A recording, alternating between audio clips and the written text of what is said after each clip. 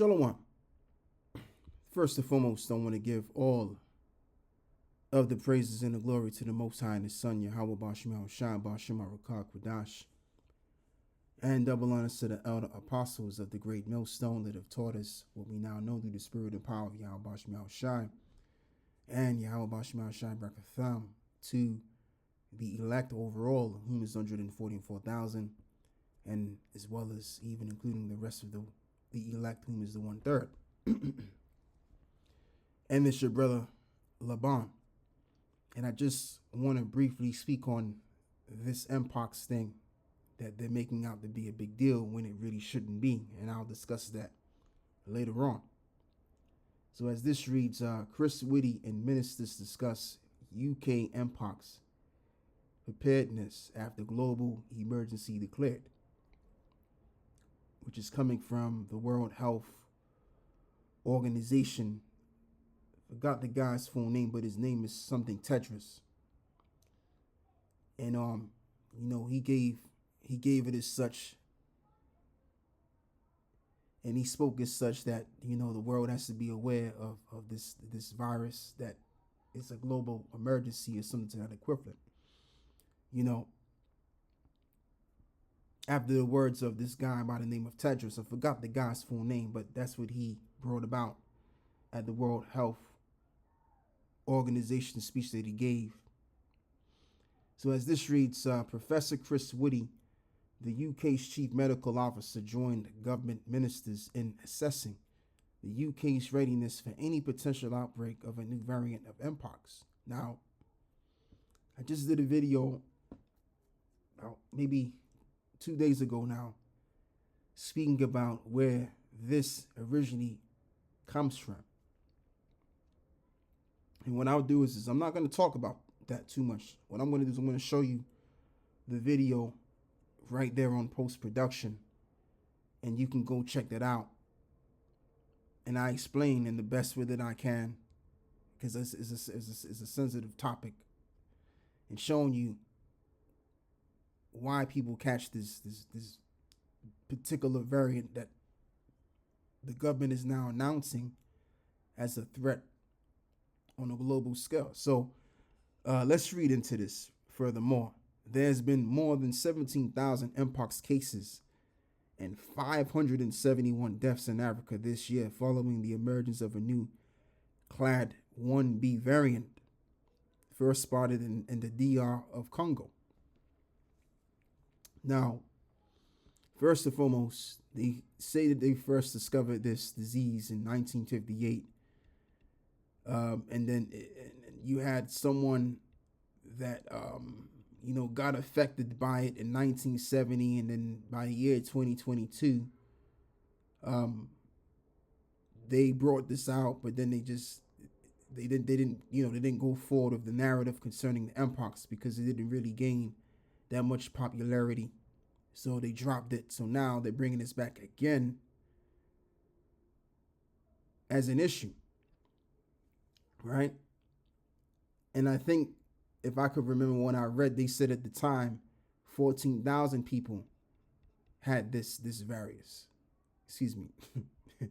this virus. I said various because I was thinking about the two words together, variant and virus. Right? So what I went and done was I went on the Twitter X to see what's really going on, And you have a news station in Africa, which is called the International News 24, which is based in Johannesburg, South Africa. And what I'll do is I'll play this video. What she's going to do is she's going to dare people in Africa, everybody in Africa, to put up any kind of evidence or footage to show that if they got it or not. Especially those that are viewing the news station. So let's play this. WHO and Africa's CDC have declared emergencies over the Mpox outbreak, as European authorities plan to send more than 175,000 vaccines to Africa. Okay. Hold on. Yes. Okay. You got me. Okay. Let me tell you, so I read about this. I said, the emergency is in Africa. We are in Africa. We are in Africa. Hello, if in case you're watching us, we're actually broadcasting from Africa. How many of you that are in Africa right now have actually seen an Mpox case? If you have, let us know on our line. We would like to know that. Give us a call right now. Send us a message right now and a picture of the Mpox victim. We want to see it. Yeah. We want to see it, and then let us talk and analyze factually. If this line is not going to ring or show us anything, it means that there's nothing of that nature. Do you know how many people are watching us right now? So there it is. So, this is an actual news station in Johannesburg, South Africa. Right? Now, that's not to say that people don't have it. And we know that obviously Johannesburg is far away from the DR. We know this, right? But the thing of it is, it's not what they're making it out to be. The mainstream media thinks that we're still in this 20th century where we only get our news from one news station. You see what I just did? I was able to go behind the mainstream media, away from what they were saying, to actually find out in other places on the X and find out that it's not what they're making it out to be.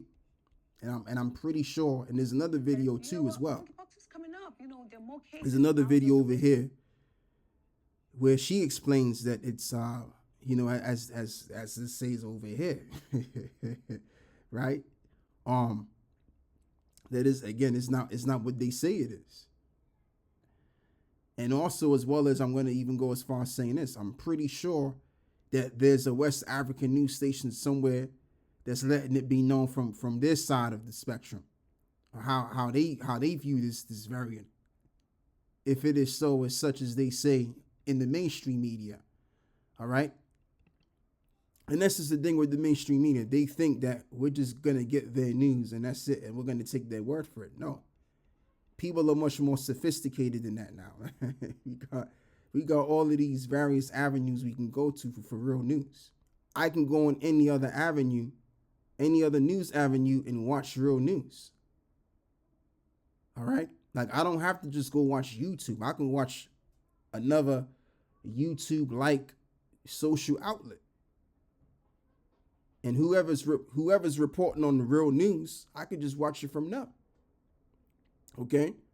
Anyone could do that. So they can't be acting like we just going to just take their words for it. Now, I understand that you do have people that do watch TV. Probably the older generation, because, that's what they've been doing all their life. But even most of those that have been brought up watching TV have adjusted to getting their information, news in this regard, and else other places.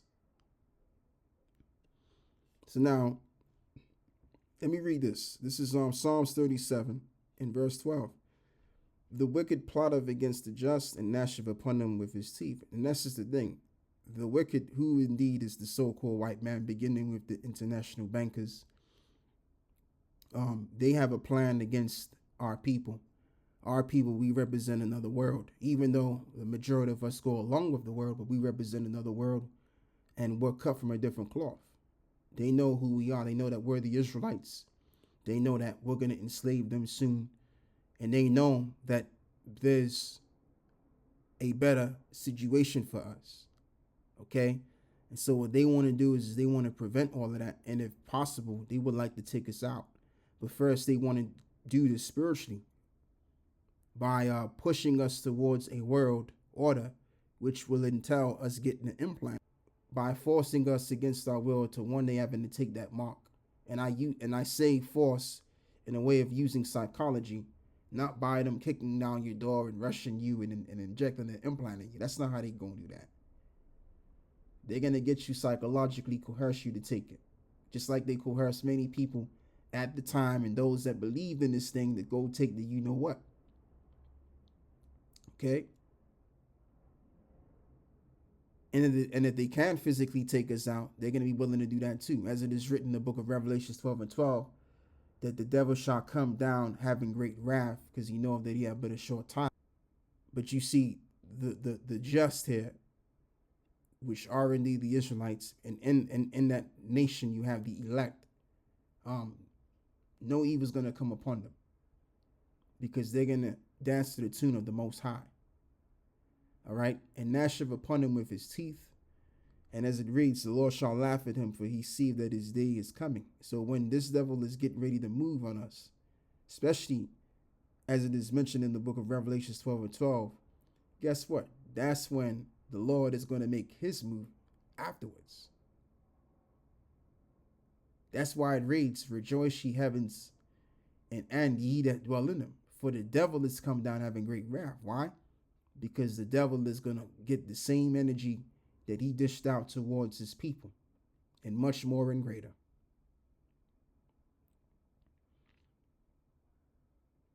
Proverbs 12 and 21. There shall no evil happen to the just, but the wicked shall be filled with mischief. There it is. Because they're going to try and bring evil. And as it is written, for whatever a man soweth, that shall he also reap. And a man shall receive for that wrong that he have done. That's in the book of Colossians. Let me read that. The book of Colossians 3 and 25. Right. But he that doeth wrong shall receive for the wrong which he have done, and there is no respect of persons. So there it is, man. I mean, there's not much more I can really elaborate on that. It's just self-explanatory. This devil is going to get what's coming him. So now let's read this. Evil shall slay the wicked, and they that hate the righteous shall be desolate. And the Lord Yahweh redeemeth the soul of his servants, and none of them that trust in him shall be desolate. So that's how it's going to go down. The evil shall slay the wicked one, not the evil slaying the righteous. And this is something that Esau wants to see happen. But that's not how that's going to go down, as it is written and as life is already set up. If you do right, right will follow. If you do wrong, wrong will follow you and hit you where it hurts. So Esau is gonna be an example out of that. After all of that trouble he's gonna dish out, guess what? He's gonna fall right into the same. Job, the 5th chapter now. As this reads, he shall deliver thee in 6 troubles, yea, in 7 there shall no evil touch thee. See? In famine he shall redeem thee from death, and in war from the power of the sword. And thou shalt be hid from the scourge of the tongue, neither shalt thou be afraid of destruction when it cometh. So even when they declare their tongue against us, guess what? It's not going to have an effect on us. We're going to be taken care of. When these devils come with their draconian measures and they seek to persecute us, the Lord is going to take care of that. All right? That's why this reads, at destruction and famine thou shalt laugh, and neither shalt thou be afraid of the beasts of the earth. So, not getting off the point here, the point of the matter is that the righteous are going to be redeemed, aka known as the just, the elect of the nation of Israel. They're set to be redeemed and to be saved. Okay, we weren't brought here to suffer even unto death in a way of punishment, but to suffer towards our redemption. All right? And the evil and the wicked one, which is plotting up against us, they're going to get caught by their own devise and plans, which is mischief of their own.